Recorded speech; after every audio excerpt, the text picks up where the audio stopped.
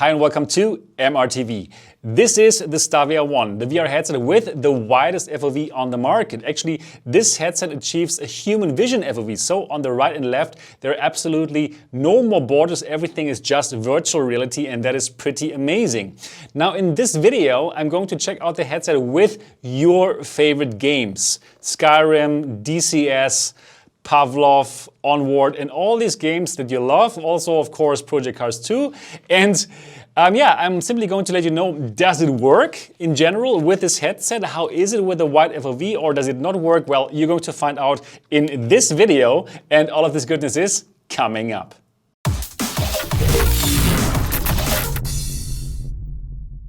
Welcome back again to MRTV. My name is Sebastian Ang, and this channel is all about virtual reality. I'm bringing you unbiased and honest reviews about all the VR headsets, and you're getting the latest news. So if you're interested in virtual reality, then absolutely subscribe to this channel and click on the bell button so that you don't miss anything.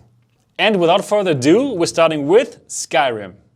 And here we are in Skyrim, in the StarVR One with the human vision field of view. And this is pretty amazing, I can tell you. The huge FOV, no distortion at all, and it's just breathtaking. But unfortunately, we do have frustum culling here as well. So in your outer peripheral vision on the right and left, you will see pop-up, and that's of course a problem. But the good news is that this frustum culling will only appear on the extreme right and left. So you could play this game and, well, it's not as bad as in other games.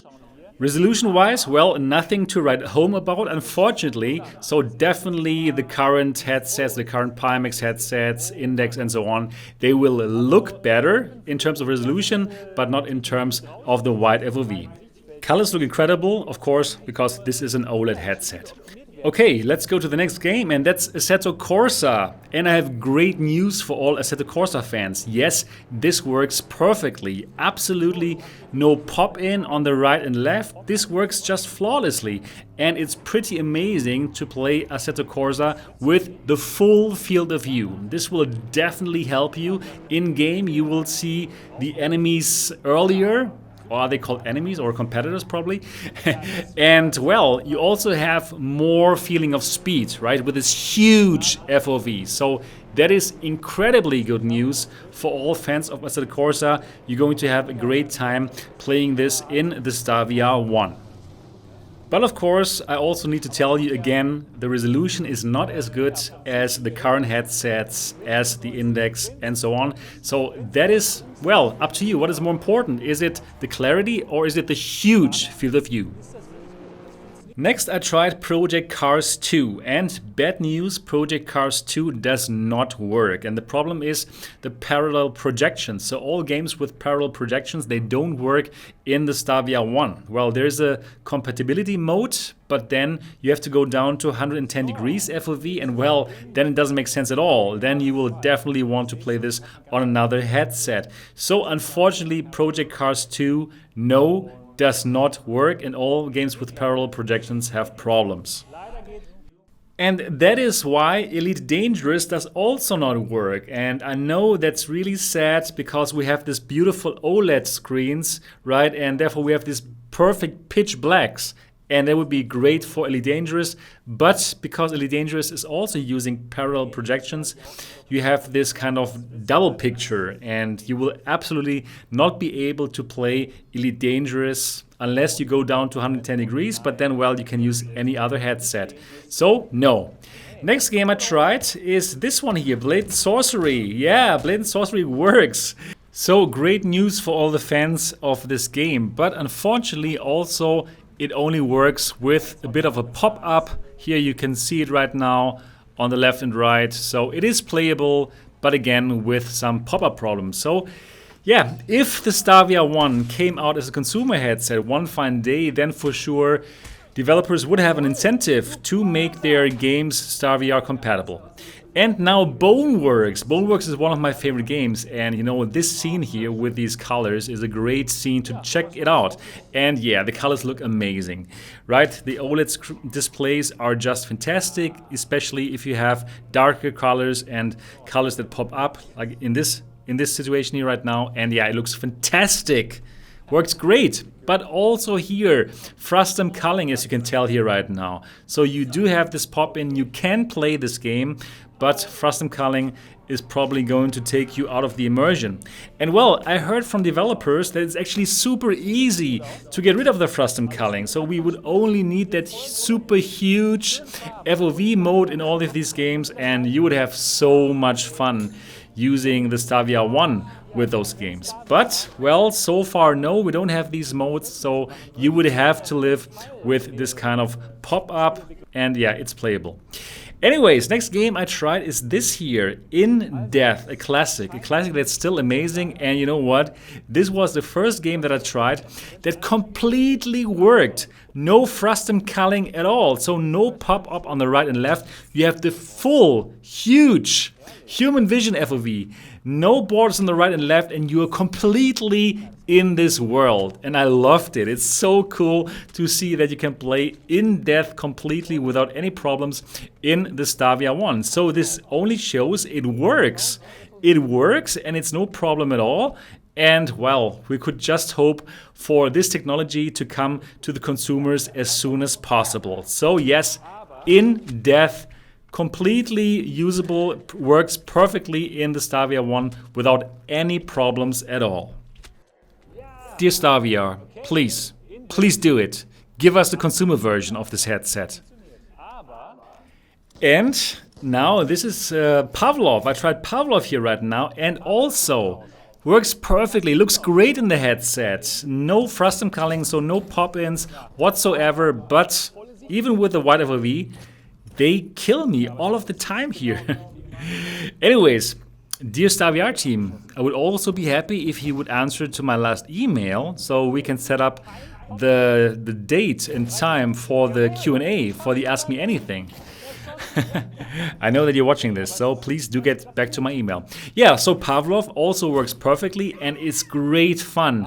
Actually, I believe that you have a competitive advantage because you will see the enemies earlier than the other people who have to look through the tunnel. Well, it didn't help me because I'm not so great at these games, but it's good news for everyone, yeah, who in the future might get hands on the StarVR One. Then I tried Onward, and for Onward I do not have these kind of good news because we have very strong pop-ins, as you can tell here on the left, and also actually the trigger didn't work. I couldn't choose any of the options here, so that stopped me from really playing this, and I didn't want to investigate any further why this didn't work, so I simply went on to the next game. So Onward did not work well on the StarVR One.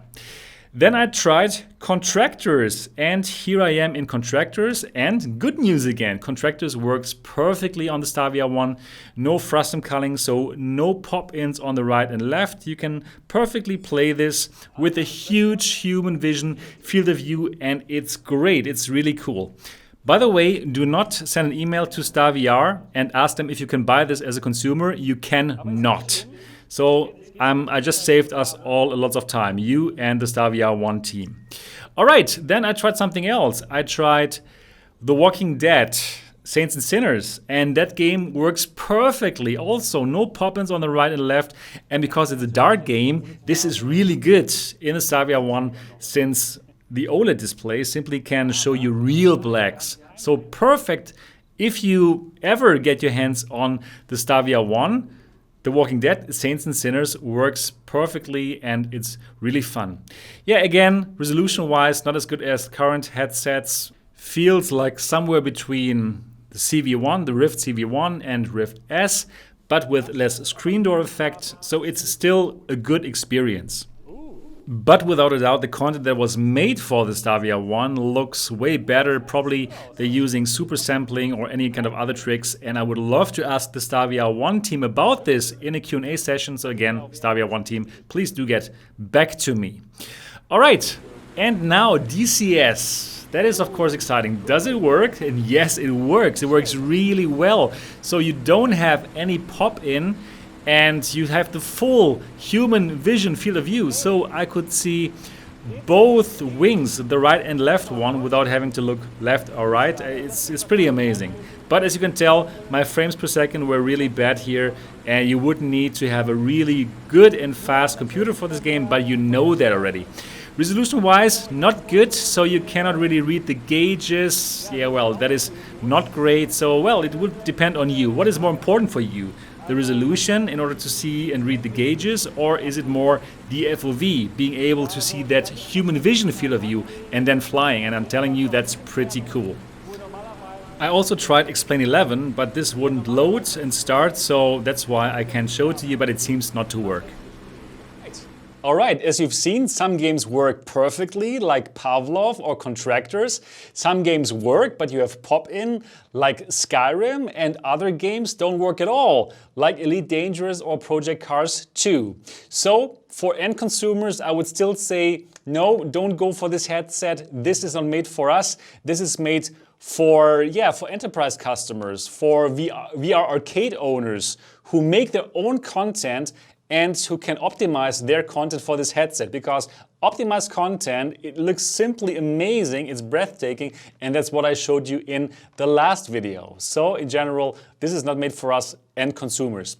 But if you like one game specifically, and this one game works, like Pavlov for example, and you're okay with a resolution that cannot match the resolution of current headsets, like the Pimax headsets or the Index, then of course you can go for it, but please do not send an email to the StarVR One team, because they're not going to sell it to you. Then you have to get it on the second market on eBay and try to get your hands on this if you want to go for this super wide FOV, but not with the perfect resolution. Alright, I really hope that this video was helpful for you and that you enjoyed it. If yes, give it a thumbs up. And of course, if you have not yet subscribed to MRTV yet, then do so now. And I'm looking forward to see you in the next episode.